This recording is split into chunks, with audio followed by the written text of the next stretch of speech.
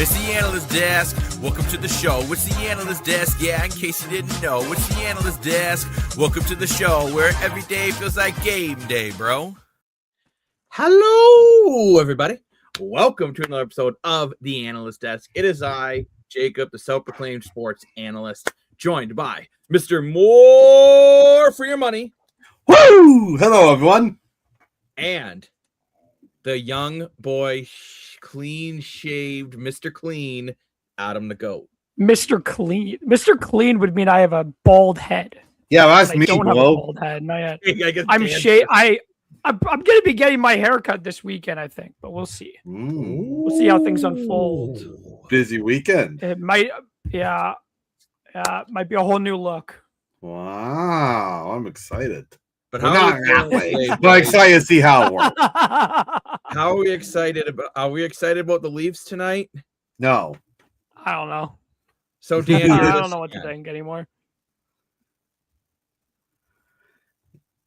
I mean, the only positive thing about tonight is you're getting guys like Glue getting a really good look at the NHL level. Pezzetta got called up again today.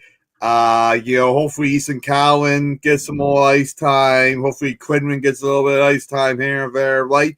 So you're seeing some guys getting a good NHL look to see if they're ready for the future, right? So you got to look at the positive that way.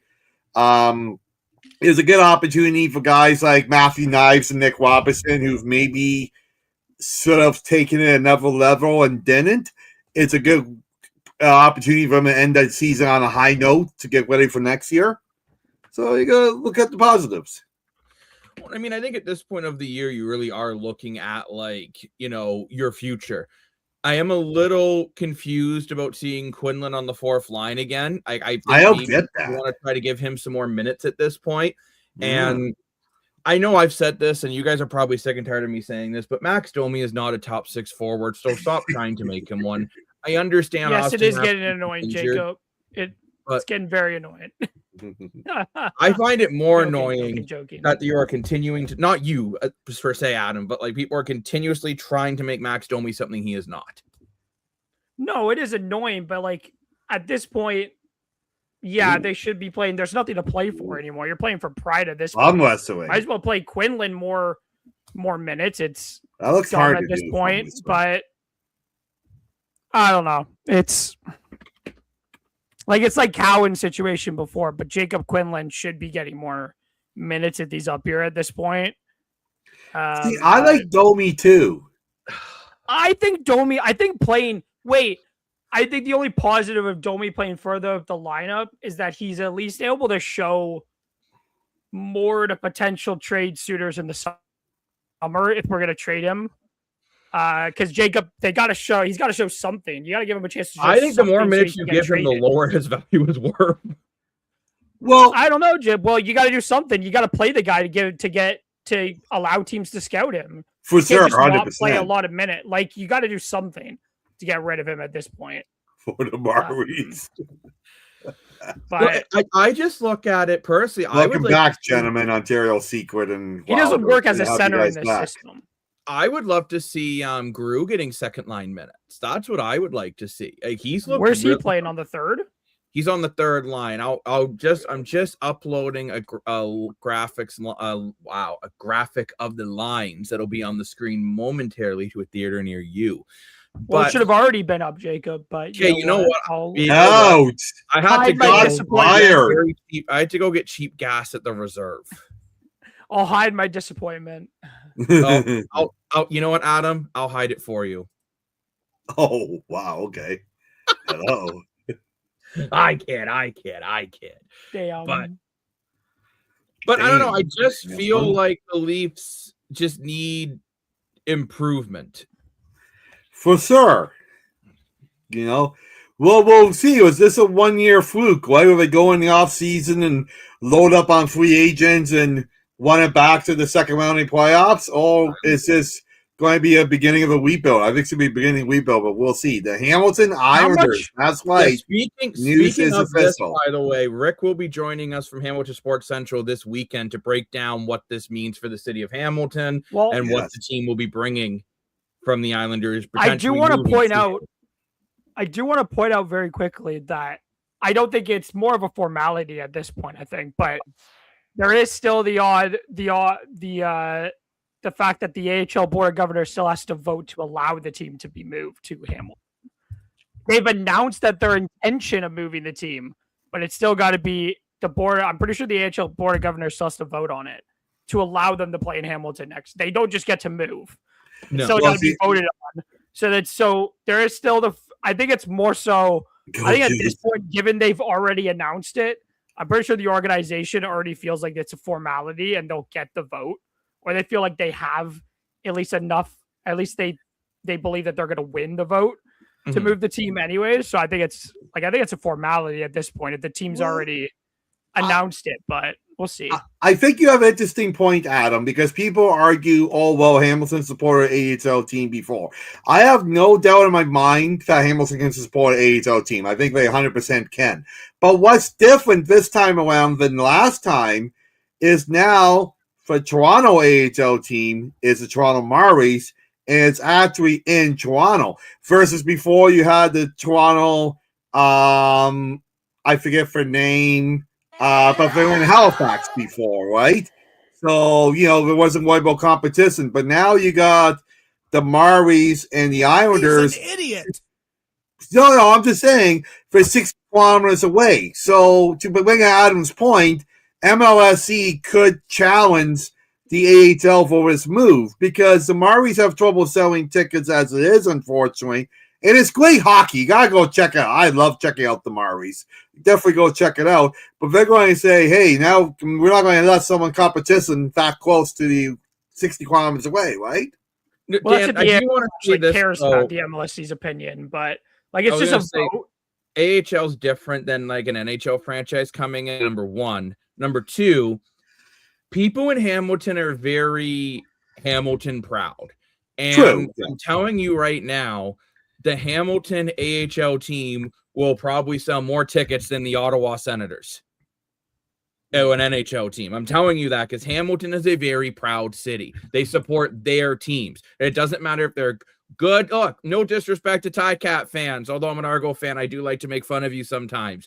But you haven't won a Grey Cup since 1999, and you still have some of the best attendance in the CFL. No, I'm not disputing. You go to, I think the main reason why the Toronto Rock doesn't sell enough tickets is because they're called the Toronto Rock. I agree with you 100%. And start tying in better with the Ticats, all of a sudden they're selling tickets. I'm telling you, an AHL team in Hamilton, that arena is going to be buzzing. Or I'm not disputing the fact. I learned what that means now, thanks to. Wait, Jacob, I have a question.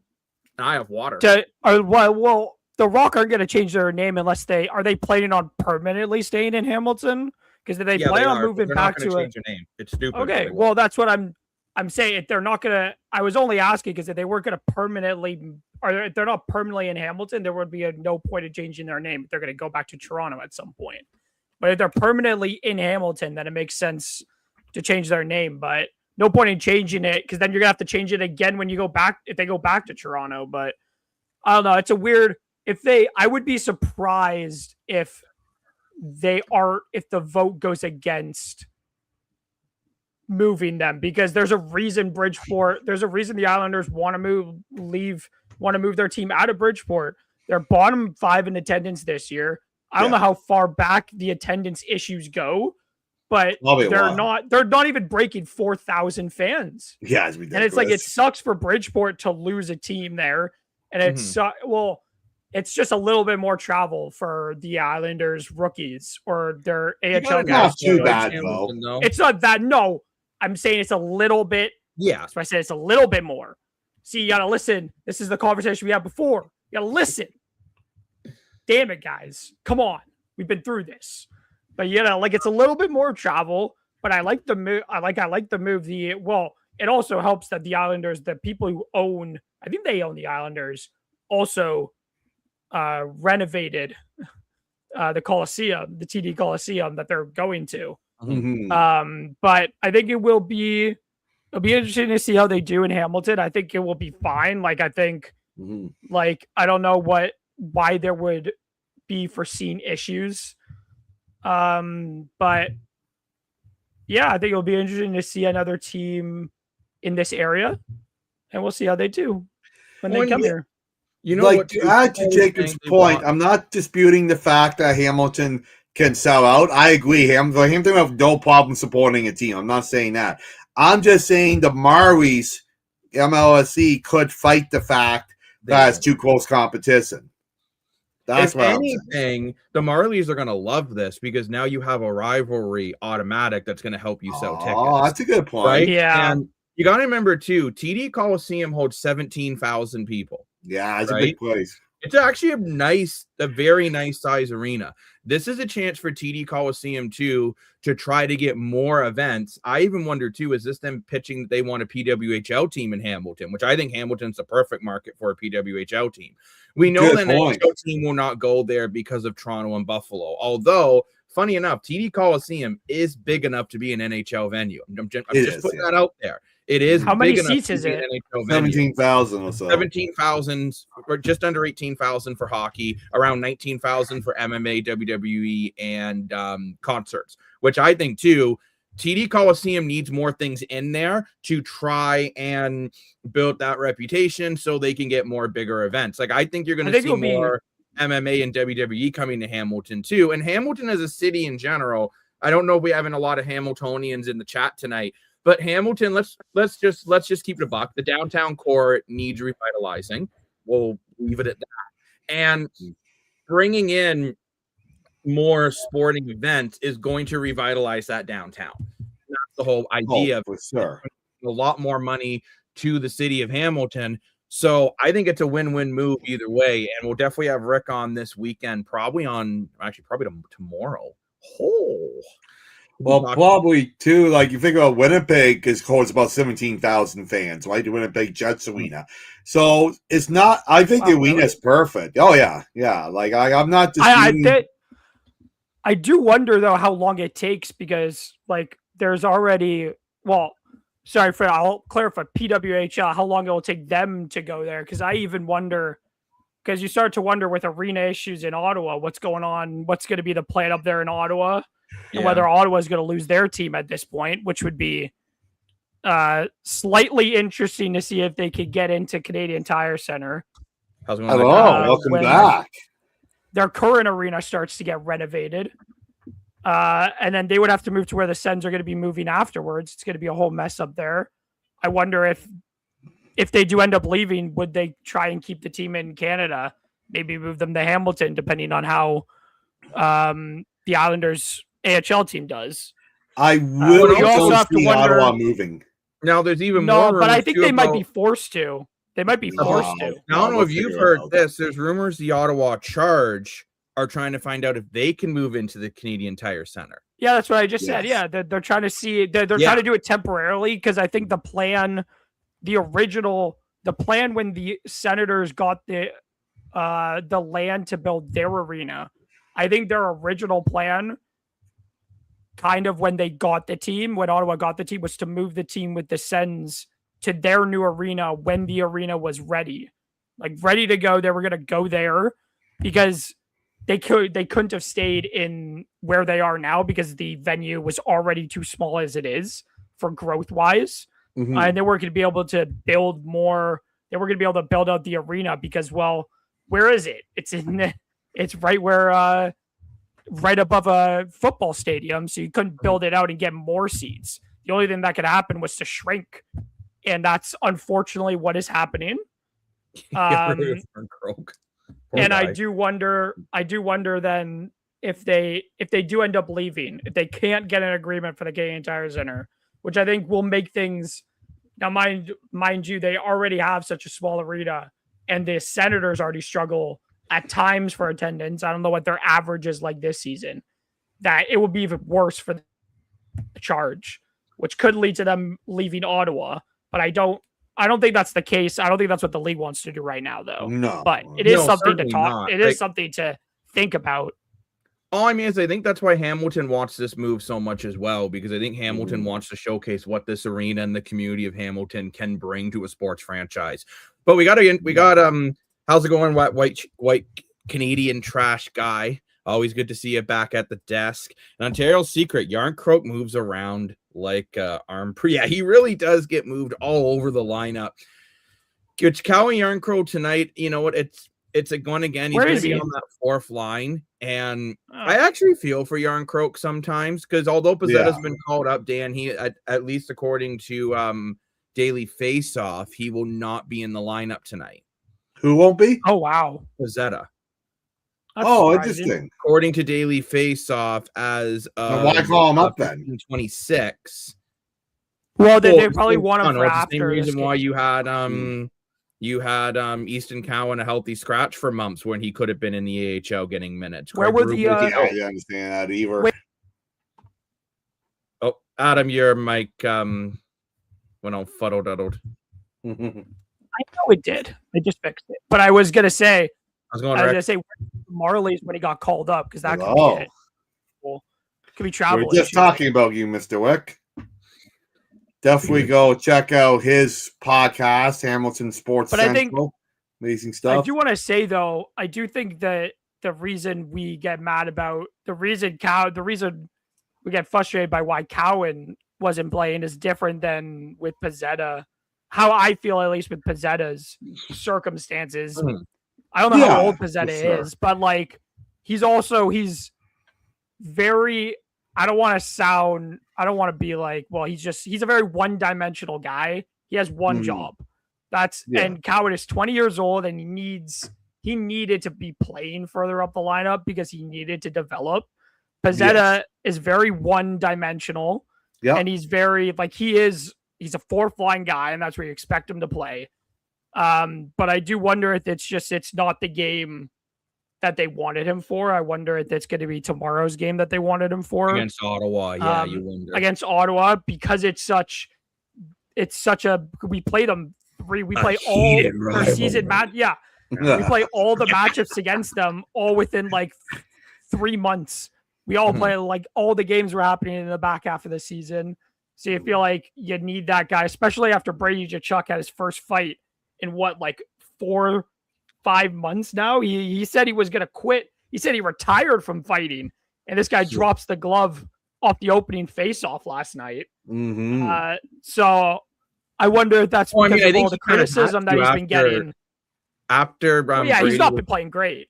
No, and after Brady Tkachuk was whining that the Leafs don't fight, and everyone was kind of calling him out, was like, well, neither do you. And then, again, I don't know why Brady Tkachuk's talking about the Toronto Maple Leafs standing up for a player. He hasn't been playing great. Well, he was asked about the Matthews injury, Jacob. He wasn't just talking about fighting. But I understand that, but I still don't really. That's why he was talking about it. But yeah, I agree with that comment by Canadian White Trash Guy. Unfortunately, and then Ontario Secret kind of said the same thing. Unfortunately, Kelly Youngquo is kind of invisible this year, right? I get he's been in an LA lineup, but even when he's in the lineup, he's not really making a noticeable difference, unfortunately. The bottom Metro and Atlantic and 2 wildcard spots will have close me, son. Not quite sure it's being there for season. Yes. The bottom, it will have like a close end to the season. I think. So the crazy thing is, Toronto, if they were in the West, they'd be like 3 points out of a playoff spot. The East has just been so damn good this year. Well, that's Winnipeg was a legitimate shot of making the playoffs this year, which is crazy. The crazy thing is, we go on about how great San Jose is and how terrible Toronto is this year. San Jose and Toronto both have 70 points. Now, I think they're going on with it because we didn't expect San Jose to be this good, and we didn't expect Toronto to be this bad. Like, you look at this lineup, I mean, it's practically no disrespect to AHL guys, but it's almost AHL lineup. But it's like, we didn't expect these guys to flip-flop position the way they were, but funny enough, they both have 70 points. Well, we're talking about San Jose. They have 2 games in hand on. I think it's 2 games in hand on Edmonton, 7 points back, or it might be 3. It's either 3 or 2 games. So if it's 3, they go up. They win all 3 in hand. They go a point back of them. Right. And if it's just 2, they go 2 points back, and you got pressure on an Edmonton Oilers team without Leon Draisaitl, which in my mind, you still have Connor McDavid, who's debatably the best player in the world still at this point. Yeah. And like, you wonder though, with the loss of Draisaitl and the loss of that depth there and how this team has struggled in the past, it kind of is some worrying signs for the Oilers. Is that is Connor McDavid enough for them to make the playoffs at this point? And even if they make the playoffs, can they get they're on a weaker side, so unless they get into the wild card, unless they drop to the wild card, you feel like they could avoid the gauntlet, one of the three-headed monsters until at least the Eastern Conference Finals. But even then, like, you do wonder if Anaheim, with how good Anaheim has been at times this season, how much of a concern Edmonton should have at this point that they can't even lock up the worst division in hockey. Like, with how good this team was expected to be by a lot, I didn't expect them to be. I expected them to be about what they are right now, which is inconsistent. They apparently wanted to move on from Tristan Jarry, but couldn't do that. Duh. Of course you weren't going to be able to move on from Tristan Jarry. He's not played well with you. I don't know. Like, it blows my mind how bad Oilers management can still be at this point, and why Connor McDavid resign and be there for 2 additional years after this year. Like, it's ridiculous. But like, if I'm Connor McDavid, I'm like, you guys got to get your stuff in order, or this is going to be a very short extension. This is going to be 2 years, and then I'm out of here, because you guys are not doing they're not doing what they promised to do with that extension. Yeah, literally. Which was to get him into a position again this year to win a cup. You go to 2 straight Western. You won the West twice, which I think personally they were lucky to do. I still don't know how they did it, because I didn't think that team was good enough to do it. But I was wrong. I put up my hands and say I was wrong about that. But like, with how good the West is becoming, with Chicago coming up, San Jose coming up, Anaheim coming up, you got Colorado looking terrifying again. Dallas is looking good. Yeah. Minnesota's looking good. Like, I think it becomes, at this point, Edmonton has started, their window is shrinking, and it is shrinking fast with the way this team has been playing. Vegas are trying to regroup themselves, but like their window, which seemed wide open after last season or 2 years ago, it's closing, it's shutting, and it's shutting a lot quicker than I think Edmonton should be comfortable with at this point. Well, I agree. The crazy thing is, right? So you see Edmonton here on your screen with 77 points, Toronto has 70. And people think Edmonton's a cup contender and Toronto needs to blow up. And now I'm not saying any of us think Edmonton's a cup contender, because to be honest with you, I get they have McDavid, and I get potentially Draisaitl back for the playoffs. And I understand they brought in Murphy, and, you know, they don't have a bottom 6. They don't have goaltending. They have a mediocre defense. I think Edmonton's going to be lucky to get past Vegas in the first round right now. And if they end up being a wild card team, which is still possible. Very possible. I mean, you have the LA Kings, who aren't that far behind with a game in hand. You have the Sharks, who aren't crazy far behind with 2 games in hand. Like, if you're Edmonton, and if you end up having to like go through like Anaheim first round potentially, which Anaheim might get people like, well, the negative goal differential, but I actually think the Ducks are like legit this year. Like, I think they're probably the most legit team in that Pacific. And I just look at Edmonton. I think they will be very lucky to get by the first round with the way the team is right now, even if they have a healthy Draisaitl. I don't think they can beat Vegas. I'm going to be honest with you guys, because I think Vegas has slightly better goaltending, and I know they have more depth. I mean, both teams have terrible goaltending. Like, neither team understands the puck's not supposed to go in their net. But at the end of the day, I don't see Edmonton as a threat anymore. I think their window, like Toronto, has abruptly closed. Like, all of a sudden it was wide open. And I understand people say, well, Toronto didn't make it to the Cup Finals twice, but Toronto and Edmonton, everyone thought this was their window. And all of a sudden both their windows are closed faster than Windows Vista when everyone hated it. And got to give with those teams. We do have some more comments to get to here from Canadian White Trash Guy. You guys need to see Alan McCauley's interview about Toronto. He said what I've already spotted back in 96. Your job in Toronto was to make the Star look good, not win games. Yeah, I can see that. Interesting. Alan McCauley was good maple leaf. Dry side of yeah. Hungover.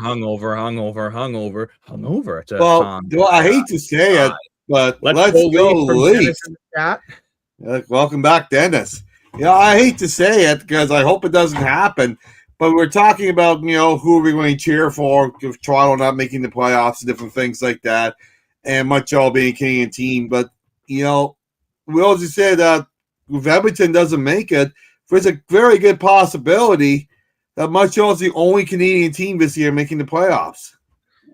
And yeah, we did talk about this. We're going to talk way more in depth about this, I think, tomorrow. Rick and I got to get in contact again and figure that out. But yeah, Hamilton looks like they will be getting an AHL team playing at a TD Coliseum. Well, if we're going to talk about contenders, you say the playoff race, the East is interesting now because all of a sudden you have the New York Islanders who bought. Now they're looking on the outside looking in. Montreal struggling. No. Montreal lost again last night to Detroit. Yeah. It's not. And Detroit's hanging on for dear life. Quickly, Boston's hanging on for dear life. Columbus is in there. Call me crazy. I still think Ottawa has a shot of getting in. You're crazy. They are playing such crazy. Good. Well, I really feel Ottawa. If you're a Senators fan, you still have a game in hand on Detroit and Boston. So, and you're only 5 points back. You still have a legitimate shot, especially with Detroit and Boston. Neither one are playing phenomenal hockey of late. I don't know what the Senators' schedule looks like, but I'll have to check that out. But maybe the Senators still have a shot. It's not even that I'm not confident. I'm not confident the Senators can make the playoffs because I do think they're still, because I said it before, and I said there was going to be a slide coming, and there is kind of a slide coming from Detroit, kind of Montreal at the moment, but I wonder if that's just because they've become complacent, because that could happen with a young team that doesn't have a lot of experience in being in a play. Yes, they were in a playoff race last season, but that's just 1 year of experience with a young group, and Sometimes you get complacent after you expected to be where Montreal were not even a week ago, where it was it looked certain that they were going to make the playoffs in the top 3 in the Atlantic. Mm-hmm. And then this slide has come where Detroit and Boston have kind of reined them in a little bit. Ottawa starting to come back into the race. Whether Ottawa can continue with the form that they've had is to be questioned because of the inconsistency of Tkachuk and kind of the rest of their lineup not being at their best at times this year. But I do have a point to make because we've talked about teams we're going to cheer for, but even contenders, because we just talked about the Edmonton. Mm-hmm. You could kind of apply it to hockey, but oh my gosh, I'm going to forget his name now. There's a former NBA coach, and his philosophy was for contenders in the NBA, at least. He always said that to be a contender, you have to win 40 before you lose 20. That's how to determine the contenders is the teams that have won 40 games before they've lost 20 of them.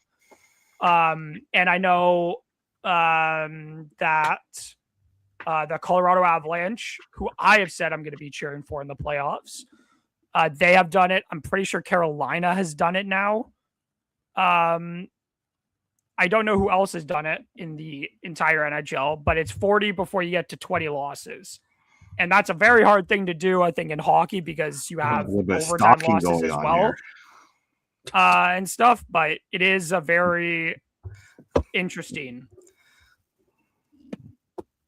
It's very interesting, way to determine contenders, I feel like. But it's tough, especially since you never know until you get into the playoffs. Ha ha, lol, LOL, laugh out loud. Free win for Senators tomorrow. Yeah, I mean, that is something too. I was just going to say for Ottawa. I will say for them, Who are they their playing schedule tomorrow? to close the month isn't Leafs. that crazy. It's actually a schedule. Yeah, we just mentioned that. Oh my where gosh. I think if you're the Senators, if you can find a way to go on a bit of a run here, you beat the Islanders, which was an upset. I mean, losing to the Capitals isn't very good, but you have the Leafs, Rangers, and Red Wings. If you can win those three, especially that game against the Red Wings, you have a legitimate shot of getting into the playoffs. Like I look at Ottawa here, I think this is the window where they probably, out of these next 6 games, they probably need to try to win at least 4, if not 5 of them. But if they can win 4 or 5 of the next 6, Ottawa has a legitimate shot, especially this game against Detroit. This is the game that you absolutely lose. If Ottawa wins, well, they got to beat the Panthers too. They got to beat the Lightning. I think all of these games, like I think if we're going to talk about Ottawa getting into the playoffs, we're going to talk about it. They need to win, and they need to win a lot to end this. I don't know how it's 13 games left in their season.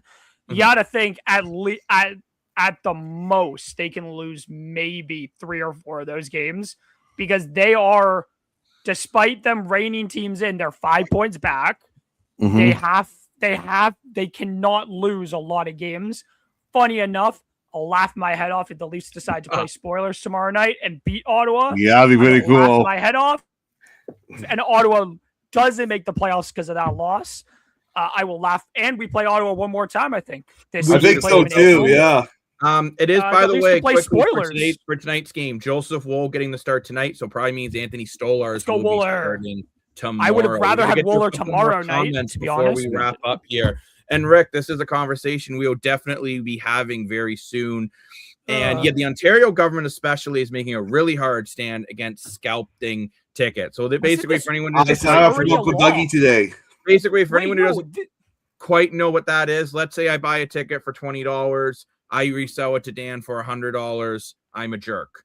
That's kind of the process. And it's interesting too, because I have been hearing this about the whole Ticketmaster scandal as well. Because right now Ticketmaster doesn't put like a limit on how many tickets people can buy when that's like the early access. So you're getting people buying like 500-600 tickets, and then all of a sudden, they're selling them for triple, quadruple. Like we're seeing that right now for the Jays home opener a lot, right? Like people bought tickets when they were cheap.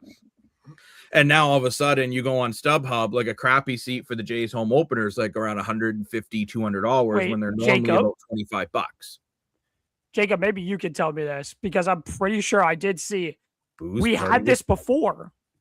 Did we not have this law in before? Didn't we have this ban in before when we weren't allowed to do that? So excited. So there was, weren't allowed to do that. And then there Dougie got rid of it. No price gouging act during the pandemic. We can only say pandemic. No one was it only during the pandemic? Okay. Pandemic. I knew it was there before. I just didn't know what it was. Don't get into that, Dan. But during that was only for essential goods and services, not for like going to a concert. No, but I'm pretty sure there was one for like you couldn't resell tickets for more than the face value. Honestly, everyone's going on like this is new. The Canadian and the Ontario government have been talking about this for a long time. So this is they had it in before. Thing. Honestly, I think this is just because I think this is just the government being the government, and I'm not going to get into my thoughts on it, but I do think if this actually happens, I do think this is a good thing for people in general, because you're actually going to be able to afford to go to an event. And I don't think it's so much terrible if, let's say you buy a ticket for $50 and you sell it for like 80. But the issue is that people are buying tickets for $50 and selling them for 500. And that's the problem. Now you're never going to be able to do business strategy, but you're never going to stop it. And the thing is, though, how are you going to police Carrot and Facebook Marketplace and even just people putting up a sign in their local grocery store? This is not going to be an easy thing to police. So time will certainly tell on this matter. And Dan, you and Sam are going to the Jays home opener. We are, yes. Thank you, Sam. What the hell? But that's okay. Yeah. I wasn't by doing, but hey, you guys can get tickets. Yeah, on a it's sculptor's so rate. expensive. Yeah, it's so expensive. I do want to point out, though, I do want to say it because I am watching one of the games, but the U Sports Hockey tournament is going on right now, and I am watching one of the games. But yeah, UNB is playing. Oh my god, who are they playing? They're playing Queens. It's 2-0. Queens has 8 shots, and it's like 13:46 Oh, to go in the nice. second. Joe Springer bobblehead night. Not good. That is Let's go. not a good start. April 10th. And The 1 seed's out. Canadian white trash guy. I think it's not so much the government getting their cut, because the government will still get their cut either way, right? Because the person's buying their ticket, so it's being taxed. The difference is you're ripping people off who just couldn't get into the queue, and people are using bots to get into the queue to buy all these tickets. It's like Taylor Swift concert tickets. It was literally cheaper to go to Paris than it was to see her in Toronto. Not that I'm a Taylor Swift fan personally, but that's not the point, right? And I think that's more not so much on the government getting their cut. And I mean, I do understand people's frustration. Again, not going to get into the politics, but I understand.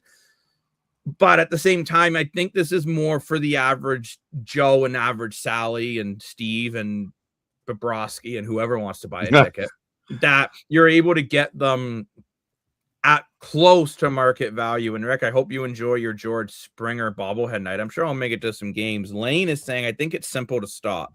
Just force StubHub and other marketers to not allow people to sell more special barcodes you can't get. I don't think it's that simple, Lane, though, because there's so many other platforms that people can just sell. I think I think in theory, people are like, oh, that's easy, but I think it's a lot harder to do things practically than it is in theory. Yes, Sam, you should do a pregame at school that day. Let's do it. Yeah, but 100%. I want to go watch the Toronto Maple Laughs because they're probably going to lose. But we will be on tonight for a post-game show. Mm-hmm. And during the post-game show, we'll talk Leafs. We'll talk some AHL expansion. We'll talk about what's going on with this ticket thing. Because as Rick's saying, maybe you just limit the amount of tickets people can buy. But then how do you stop all the AI and the bots that are faking as people? Those are getting smarter. And we'll talk about my terrible bracket. We'll talk about my destroyed bracket. Because my bracket was destroyed. I should not have made so many laughable choices. I just want to end this quickly. We were talking about school today. What a perfect time to be a sports fan in March. You got the NHL playoffs wrapping up.